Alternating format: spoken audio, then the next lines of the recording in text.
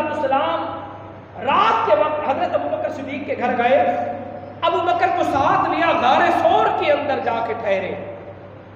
کافروں کو پتہ چلا، پھر تلواریں لے کے گھوڑے لے کے بھاگتے ہوئے حضور علیہ السلام کے پیچھے، حضرت سیدنا ابوبکر صدیق بھی ساتھ، حضور بھی ساتھ، غار ثور کے اندر موجود ہے۔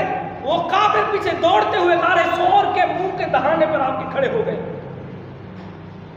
اب اللہ تعالیٰ نے ایک کبوتری کو حکم دیا کہ تو نے جا کے اس غار کے سامنے اپنے انڈے رکھنے ہیں اور بیٹھنا ہے، اور مکڑی کو حکم دیا غار کے منہ کے اوپر جالا بننا ہے، کافروں کا دماغ اس غار کی طرف نہ جائے۔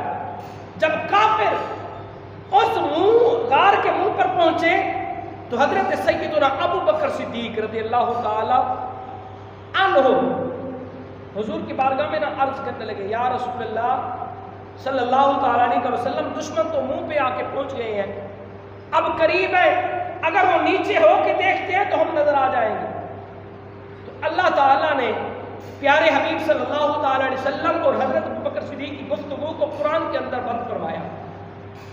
اللہ نے فرمایا، اے پیارے حبیب، اپنے یار غار کو یہ فرما دو، لا تحزن ان اللہ معنا، غم نہ کھاؤ جس کے ساتھ اللہ شامل ہو، جس کے ساتھ خدا شامل ہے اس کو چاہیے کہ غم نہ کھائے۔ آپ دو نہیں بلکہ خدا بھی آپ کے ساتھ ہے۔ یہ نیچے تو دور کی بات، میں رب ہوں، میں خدا ہوں، اس غار کی طرف ان کا دھیان بھی نہیں جانے دوں گا۔ حقیقت ہے، اب کافر دیکھتے غار کی طرف کہ اگر اس کے اندر ہوتے تو یہ جو جالا بنا ہوا ہے تو یہ ٹوٹ چکا ہوتا۔ تو اللہ تعالیٰ نے فرمایا، اے حبیب، اپنے ابوبکر کو کہہ دو خدا تمہارے ساتھ ہے۔